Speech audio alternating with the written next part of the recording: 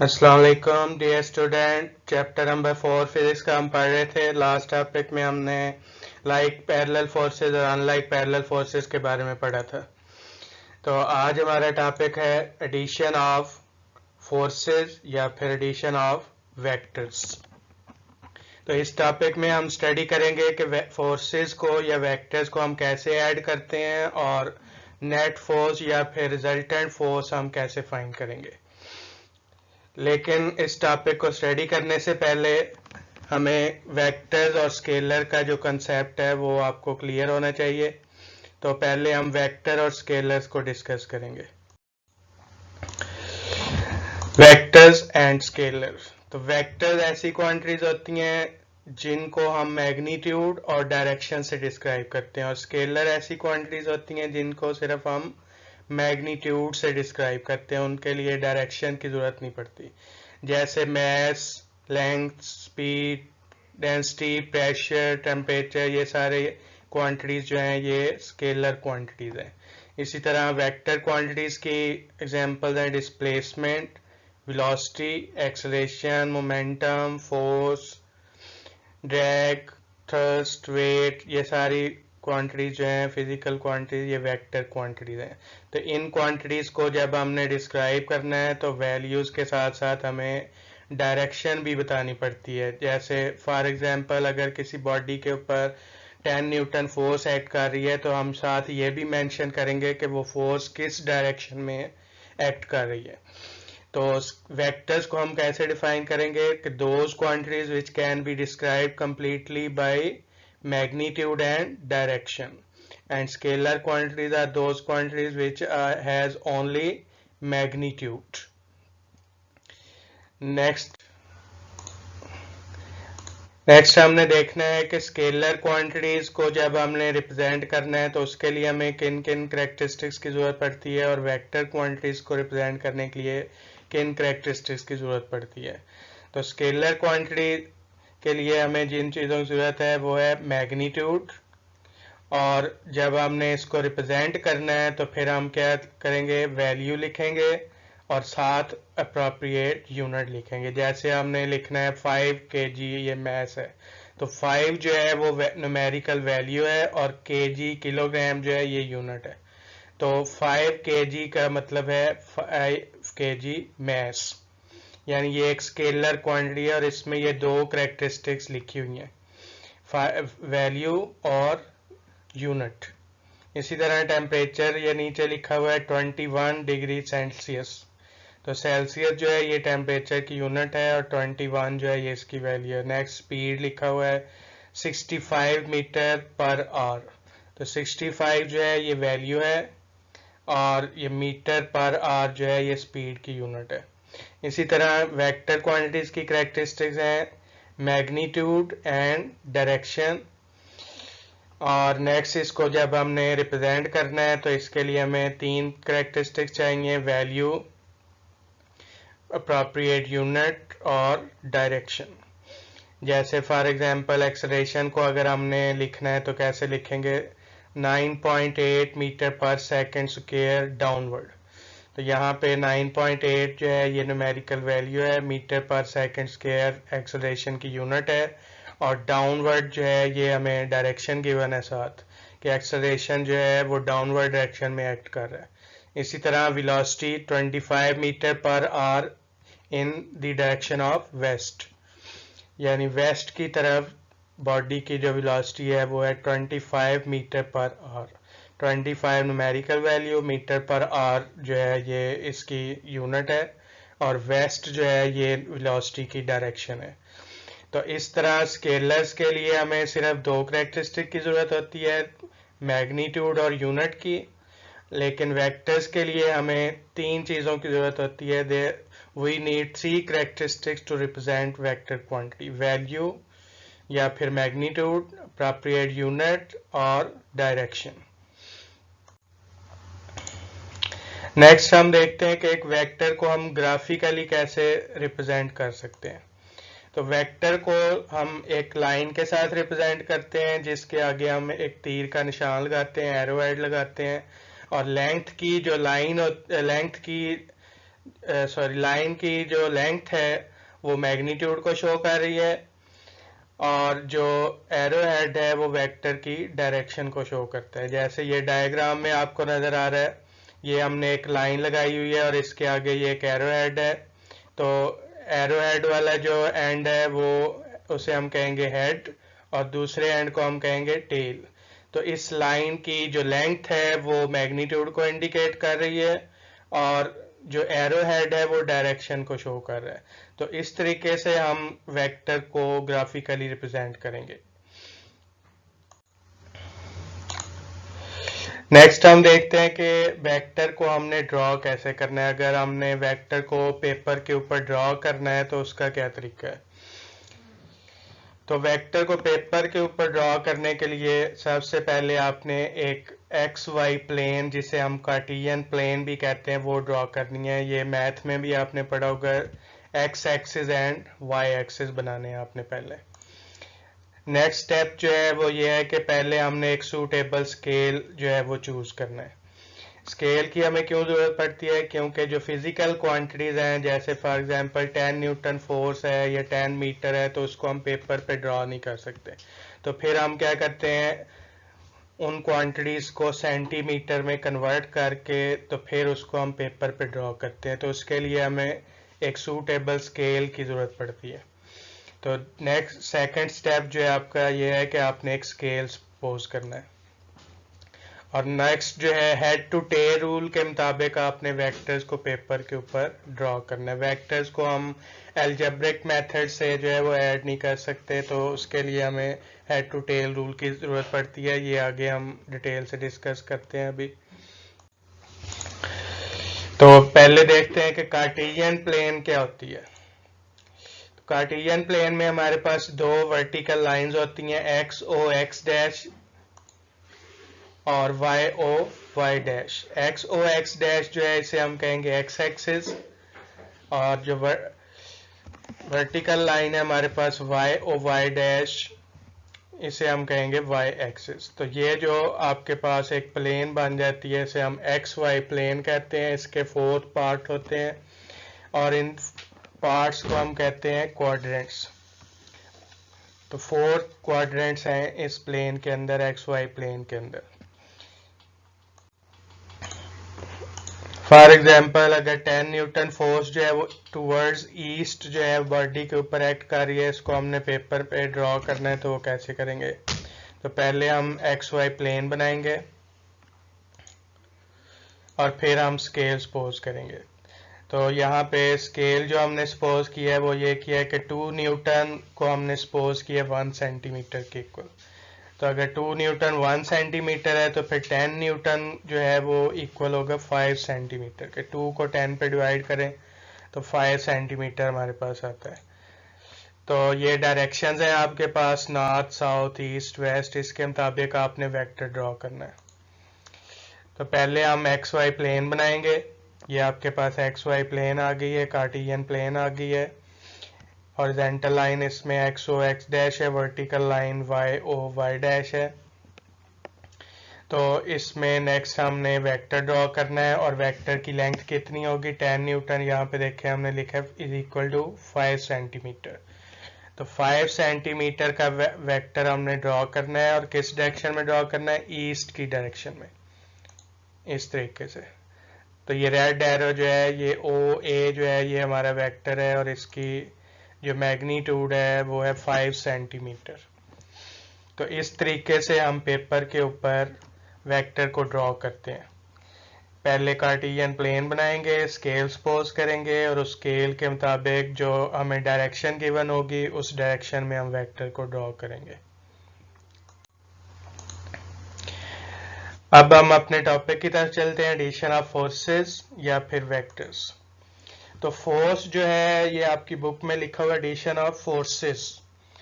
तो असल में फोर्स जो है वो एक वेक्टर क्वांटिटी है। ये जो हम अभी मेथड डिस्कस करेंगे हेड टू टेल रूल, तो ये मेथड यूज होता है वेक्टर्स को ऐड करने के लिए। तो फोर्स जो है वो भी एक वेक्टर क्वांटिटी है। तो फोर्सेस को भी हमने एड टू टेल रूल के मुताबिक ही ऐड करना है। वेक्टर्स को हम अलजेब्रिक मेथड के मुताबिक अलजेब्रिक या अरिथमेटिक रूल्स के मुताबिक ऐड नहीं कर सकते। तो फोर्सेस को जब हम ऐड करेंगे तो हमारे पास जो सम आएगा, जो नेट फोर्स आएगी, उसे हम कहेंगे resultant force. Vectors can not be added like scalars.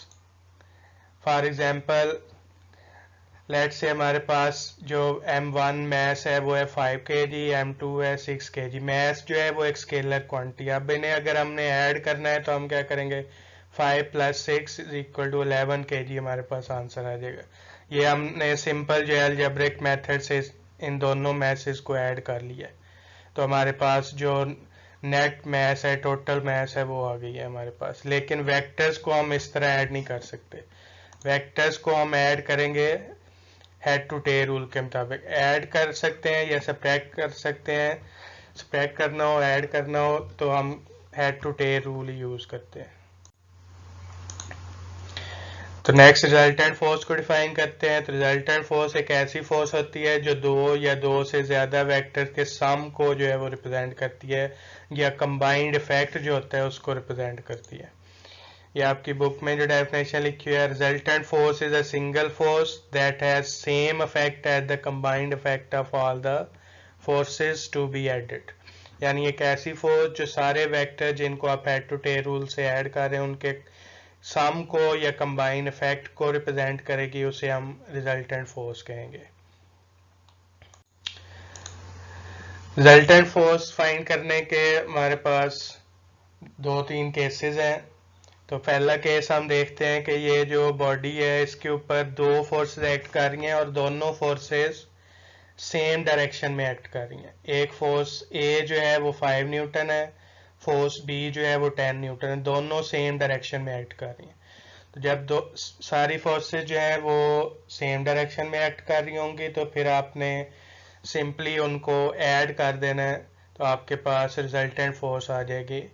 जैसे 5 + 10, ये नेक्स्ट एरो की विड्थ देखें अब ज्यादा हो गई है, यानी फोर्स जो है वो अब ज्यादा हो गई है। 5 + 10 15 न्यूटन। तो इस तरह when two forces are acting in the same direction, then resultant force can be found simply by adding these forces, and in this case resultant force increases। ये एरो की वेट से भी आपको नजर आ रहा होगा। नेक्स्ट केस 2 जो है, जब किसी बॉडी पे दो अपोजिट फोर्सेस एक्ट कर रही हैं तो फिर हम रिजल्टेंट फोर्स कैसे फाइंड करेंगे। तो जब दोनों फोर्सेस अपोजिट डायरेक्शन में होंगी तो फिर उनको हम सब्ट्रैक्ट करेंगे। जैसे ये बॉडी के ऊपर दो फोर्सेस एक्ट कर रही हैं, दोनों एंटी पैरेलल है, अपोजिट डायरेक्शन में। 3 न्यूटन फोर्स जो है वो लेफ्ट साइड पे एक्ट कर रही है, 5 न्यूटन फोर्स जो है वो राइट साइड पे एक्ट कर रही है। तो अब हम क्या करेंगे, लार्जर वैल्यू में से स्मॉलर वैल्यू को सब्ट्रैक्ट करेंगे तो हमारे पास रिजल्टेंट फोर्स आएगी। और इस केस में जो रिजल्टेंट फोर्स है वो डिक्रीज हो जाती है। ये जो रिजल्टेंट फोर्स का एरो बना हुआ है नेक्स्ट आगे, इसकी वेट से आपको पता चल रहा है कि रिजल्टेंट फोर्स जो है वो डिक्रीज हो रही है। 5 - 3 आंसर हमारे पास आ जाएगा 2 न्यूटन। तो रिजल्टेंट फोर्स हमारे पास इस केस में आई है 2 न्यूटन। नेक्स्ट केस स्टडी करते हैं। इस केस में भी ये दोनों फोर्सेस अपोजिट डायरेक्शन में एक्ट कर रही हैं, एंटी पैरेलल हैं, लेकिन अब इनकी जो मैग्नीट्यूड है वो सेम है। जो केस 2 था उसमें दोनों फोर्सेस की जो मैग्नीट्यूड थी वो डिफरेंट थी। तो अगर दोनों फोर्सेस की जो मैग्नीट्यूड है वो सेम हो और उनकी डायरेक्शन अपोजिट हो तो वो दोनों एक दूसरे के इफेक्ट को कैंसिल कर देती हैं और हमारे पास जो रिजल्टेंट फोर्स होगी, नेट फोर्स होगी, वो 0 होगी। और इस केस में जो बॉडी होगी वो इक्विलिब्रियम में होगी, बॉडी मूव नहीं करेगी। ऊपर वाले जो दो केसेस हैं उन दोनों केसेस में बॉडी मूव कर रही होती है, लेकिन यहाँ पे जब दोनों फोर्सेस कैंसिल हो जाएंगी, नेट फोर्स 0 हो जाएगी, तो बॉडी इक्विलिब्रियम में होगी, बॉडी मूव नहीं करेगी। तो इस तरह हम रिजल्टेंट फोर्स जो है वो फाइंड कर सकते हैं डिफरेंट फोर्सेस को ऐड करके। नेक्स्ट है हमारा topic head to tail rule.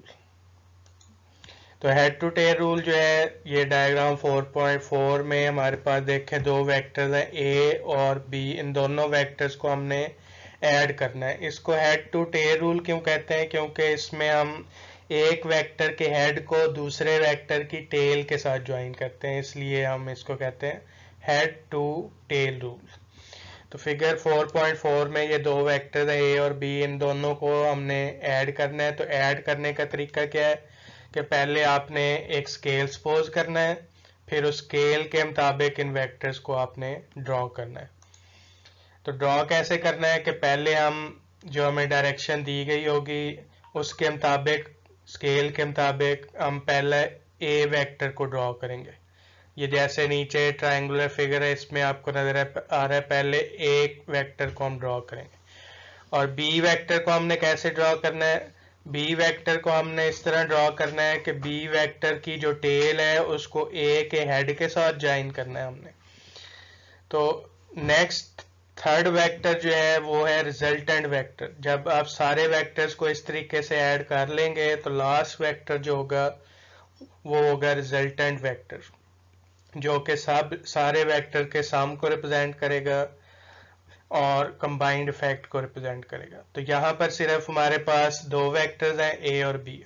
तो पहले हमने ए वेक्टर ड्रॉ किया और बी वेक्टर इस तरह आपने ड्रॉ करना है कि उसकी टेल जो है वो ए के हेड के साथ आपने ज्वाइन करनी है। और रिजल्टेंट ड्रॉ करने का तरीका क्या है कि रिजल्टेंट का जो हेड है वो लास्ट वेक्टर के हेड के साथ आपने ज्वाइन करना है और टेल जो है वो फर्स्ट वेक्टर की टेल से ज्वाइन करनी है। तो इस तरह आपके पास ये एक ट्रायंगुलर फिगर बन जाएगी जब हम दो वेक्टर्स को ऐड करते हैं। दो वेक्टर्स को ऐड करते हैं तो ट्रायंगुलर फिगर बनती है। तो ये जो रेड एरो है ये क्या है? लास्ट वेक्टर जो है ये रिजल्टेंट वेक्टर है, ये इन दोनों वेक्टर्स के सम को रिप्रेजेंट कर रहा है। तो इसी तरह हम दो वेक्टर्स को सब्ट्रैक्ट भी कर सकते हैं। तो उस केस में क्या होता है कि उस केस में दोनों वेक्टर्स की जो डायरेक्शन है वो अपोजिट होती है। ऐड आपने इसी तरीके से करना है, हेड टू टेल रूल के मुताबिक इसी तरीके से हेड को टेल से आपने ज्वाइन करना है। लेकिन यहाँ पर देखें बी वेक्टर को हमने अपवर्ड डायरेक्शन में ड्रॉ किया है, तो अगर बी वेक्टर नेगेटिव हो जाएगा तो फिर हम उसको डाउनवर्ड डायरेक्शन में ड्रॉ करेंगे। तो उस केस में जो रिजल्टेंट होगा वो किसे रिप्रेजेंट करेगा? सब्ट्रैक्शन को, ए माइनस बी को शो करेगा। लेकिन यहाँ पे जो रिजल्टेंट है ये शो कर रहा है ए प्लस बी को। तो इस तरह हम हेड टू टेल रूल के मुताबिक डिफरेंट वेक्टर्स को ऐड कर सकते हैं। नेक्स्ट एक एग्जांपल है, इस एग्जांपल की मदद से हेड टू टेल रूल को समझते हैं। Find the resultant of true forces 12 Newton along x axis, 8 Newton along y axis। ये दो फोर्सेस हैं, 12 न्यूटन जो है वो उसकी डायरेक्शन है x एक्सिस की तरफ और 8 न्यूटन की डायरेक्शन है y एक्सिस की तरफ, along y एक्सिस। तो इन दोनों फोर्सेस को हमने ड्रॉ करना है। तो ड्रॉ करने के लिए सबसे पहले हम क्या करते हैं? स्केल सपोज करते हैं। तो यहाँ पे हम स्केल सपोज कर लेते हैं 2 newton is equal to 1 centimetre.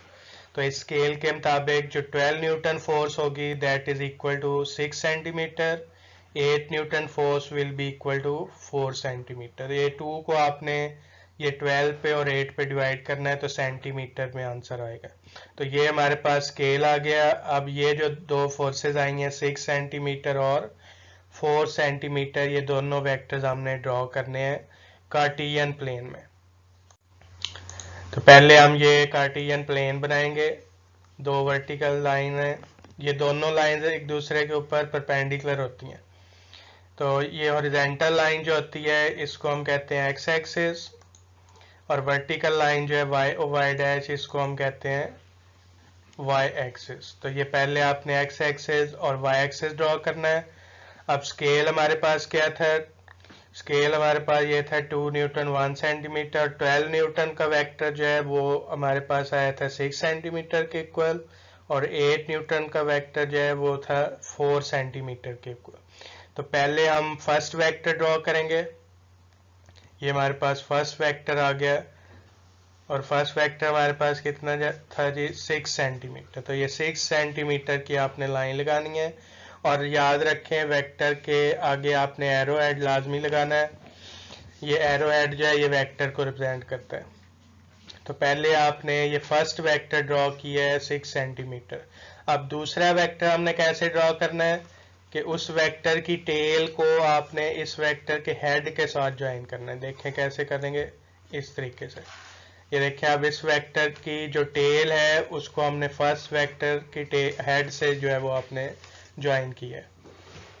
और ये वेक्टर आपने इसकी जो लेंथ है वो कितनी है 4 सेंटीमीटर, यानी 4 सेंटीमीटर की लाइन लगानी है आपने।